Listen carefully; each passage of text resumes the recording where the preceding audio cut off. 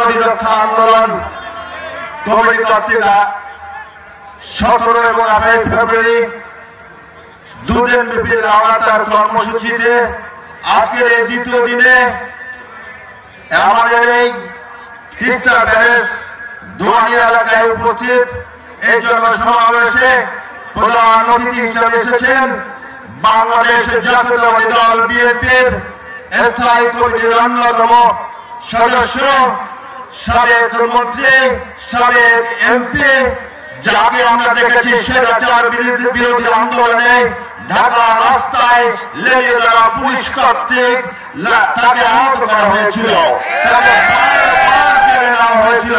সেই নেতা বিএনপির স্থায়ী কমিটির অন্যতম সদস্য বাবু ঈশ্বরচন্দ্র রায় আমাদের মাঝে উপস্থিত।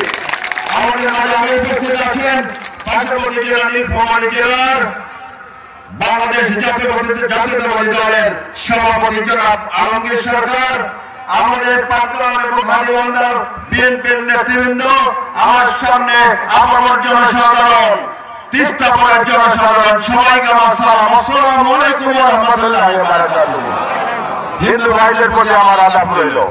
আমরা দুদিন ব্যাপী কর্মসূচিতে আজকের দ্বিতীয় দিনে উপস্থিত আছেন। গতকাল এইখানে হাজার হাজার মানুষ সমবেত হয়ে তিস্তা আন্দোলনে শরীক হয়েছিল।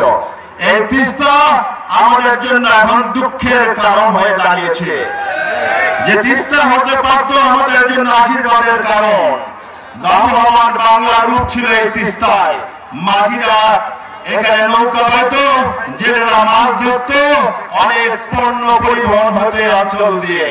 কিন্তু পার্শ্ববর্তী দেশ ভারতের বৈষম্যমূলক আচরণের কারণে এই ভরা তিস্তার মাঝখানে আমরা দাঁড়িয়ে আছি। এখানে ধুধু বালুচর ছাড়া আর কিছু চোখে পড়ে না। গত যে ব্রিটিশ সরকার 15-16 বছর থেকে ক্ষমতায় ছিল, তাদের এই নতজানু পররাষ্ট্রনীতির কারণে তাদের প্রভু দেশের বিরুদ্ধে একটি কথাও তুলতে পারত না, একটা দাবিও জানাতে পারত না। তাই তিস্তা মহাপরিকল্পনা বাস্তবায়ন হয়নি। বর্তমানে অন্তর্বর্তীকালীন সরকার আছে, এই সরকার ভারতের চাওদারি করে না। তাই আমরা এই সরকারের কাছে দাবি জানাই, আমাদের এই মহাপরিকল্পনা বাস্তবায়নের মাধ্যমে তিস্তা পাড়ের মানুষের অর্থনৈতিক অবস্থার উন্নতি করবে।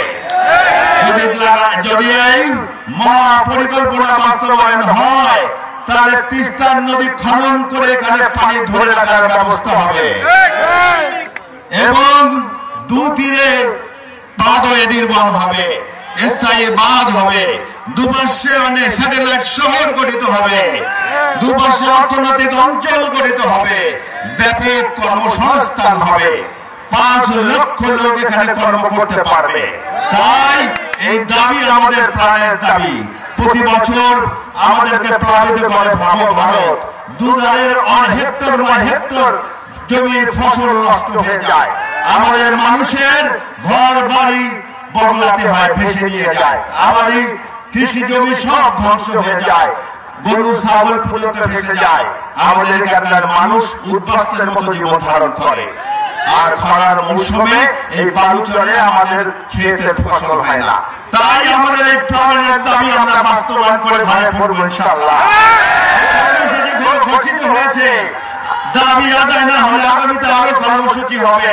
সেই কর্মসূচি থেকে আপনারা অংশগ্রহণ করবেন ইনশাআল্লাহ। আমরা আমাদের দাবি আদায় করে ঘরে ফিরবো।